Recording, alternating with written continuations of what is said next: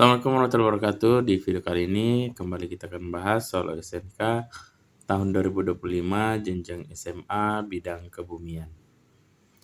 Nomor 6, batuan di bawah ini yang diendapkan hanya melalui presipitasi kimia dan non-biologis adalah, ya di sini ada pilihan jawaban A. Halit, B. Batu gamping, C. Rijang, D. Batu bara, dan E. Batu lempung.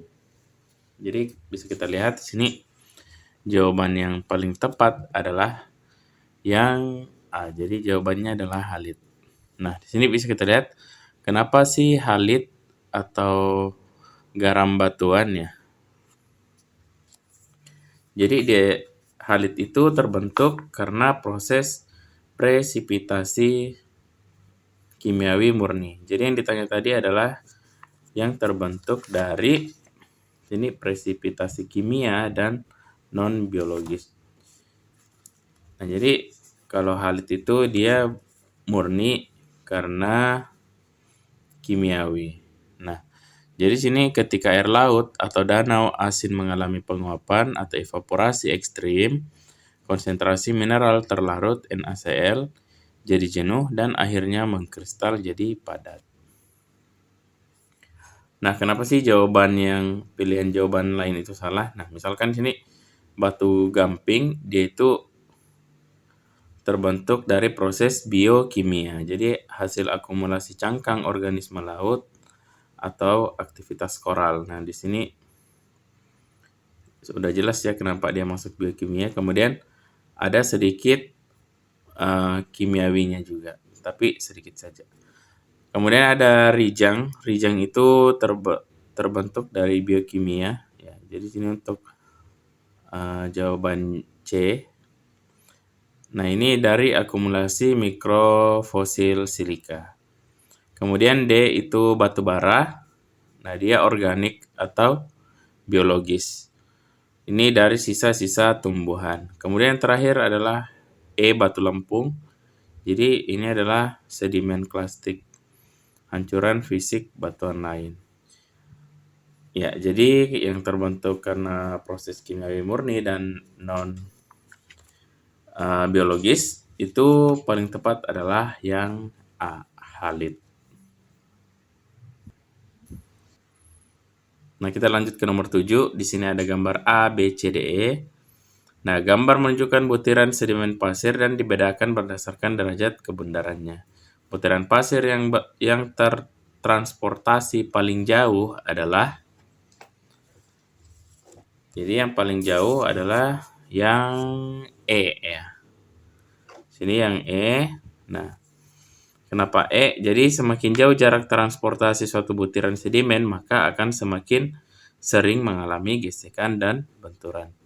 Nah, sudut tajam itu terkikis sehingga jadi bundaran sempurna. Bisa kita lihat di gambar sini yang hampir mendekati bundar sempurna adalah yang E di antara yang lain. Nah, untuk yang A dan B kenapa salah? Jadi dia itu angular atau subangular. Nah, sudut-sudutnya masih tajam. Jadi ini tanda butiran belum jauh berpindah dari batuan induk. Sini bisa kita lihat masih relatif tajam ya. Kemudian yang C dan D itu kenapa juga salah? Karena dia masih subrounded. Sini belum bulat sempurna. Itu memang udah mulai terkikis tapi dia belum maksimal. Nggak seperti yang E. Jadi jawabannya tepat adalah yang E. Kita lanjut di nomor 8. Sini ada gambar lagi. Nah, gambar memperlihatkan jenis pelapukan yang disebut sebagai pelapukan membola atau spheroidal withering. Pernyataan berikut yang paling benar terkait pelapukan tersebut adalah, jadi situ ada beberapa pilihan jawaban. Nah, jadi jawaban yang paling tepat adalah yang B. Ya. Jadi yang B itu air bereaksi dengan mineral yang tidak stabil seperti feldspar dan piroksen membentuk mineral lempung yang dapat mengembang dan menyusut dalam siklus basah kering. sehingga batuan mengalami pelapukan. Nah, lebih jelasnya di sini ya. Jadi spheroidal withering itu adalah bentuk pelapukan kimiawi. Nah, dia meresap melalui retakan pada batuan, kemudian bereaksi dengan mineral seperti feldspar, ya. Kemudian itu menjadi mineral lempung. Jadi karena mineral lempung ini itu memiliki volume lebih besar, kemudian karena adanya tekanan maka lapisan luar terkelupas. Ya, di sini seperti kulit bawang atau bersudut membulat. Jadi bisa kita lihat gambar di sini ya. Sini itu dia terkelupas seperti kulit bawang atau bersudut membulat. Nah, kenapa jawaban yang lain salah? Jadi yang A itu tentang pelapukan fisika. Jadi dia salah karena di sini hanya perubahan komposisi kimia atau hidrolisis. Kemudian yang C itu terdapat kekar ekstensi. Jadi itu bukan penyebab utama dari membolanya seperti pada gambar yang di sini yang di soal. Kemudian yang D itu tentang pelapukan terjadi pada berbagai jenis batuan lunak. Jadi kenapa dia salah? Karena pelapukan membola paling sering dan jelas terlihat pada batuan yang beku. Kemudian yang E itu pelapukan spheroidal yang biasanya hanya terjadi pada batuan dalam skala kecil. Jadi pelapukan yang ini terjadi pada bongkah batuan yang sangat besar. Jadi jawaban yang paling tepat adalah yang B.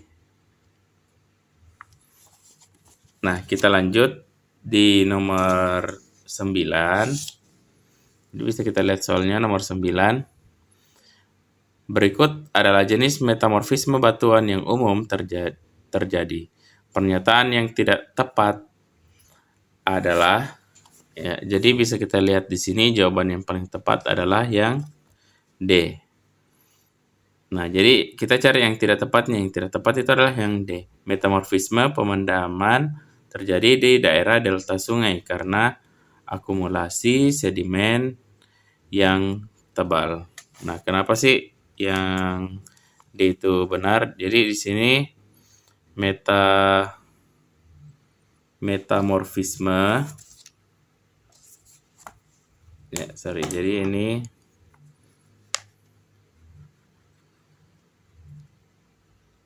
ini metamorfisme ya. Metamorfisme pemendaman itu terjadi karena adanya akumulasi sedimen tebal. Jadi butuh kedalaman ribuan meter untuk mencapai tekanan dan suhu yang cukup. Nah, sedangkan ini yang untuk yang D itu katanya metamorfisme pemendaman terjadi di daerah delta sungai karena akumulasi sedimen yang tebal.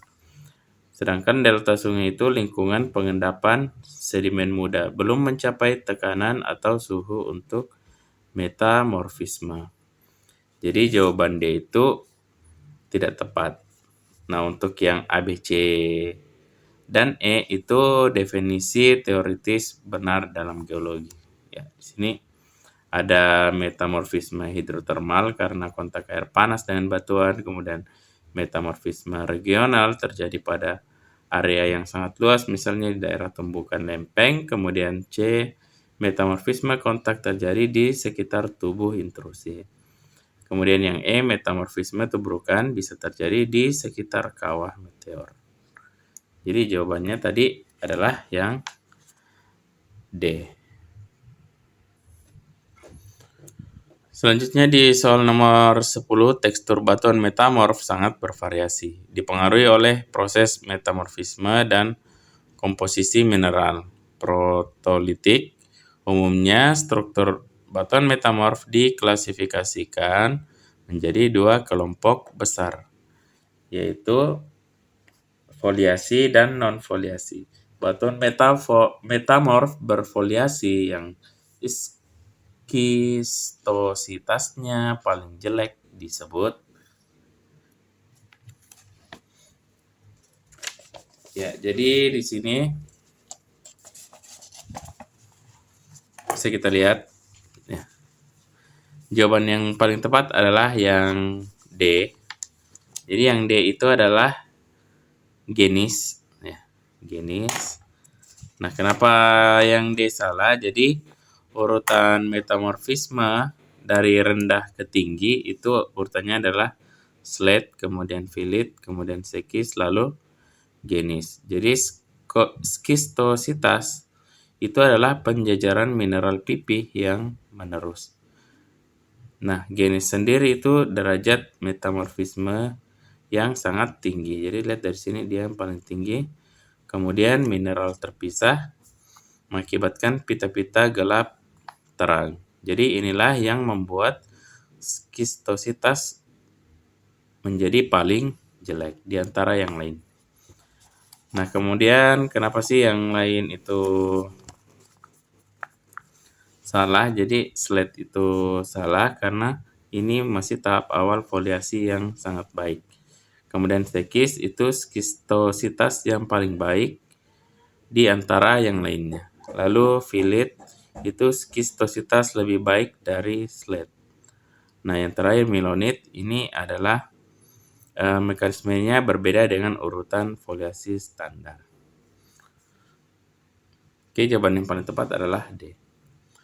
Nah, kalau ada pembahasan saya yang masih keliru atau kurang lengkap, boleh komen di kolom komentar. Sampai jumpa di pembahasan soal berikutnya.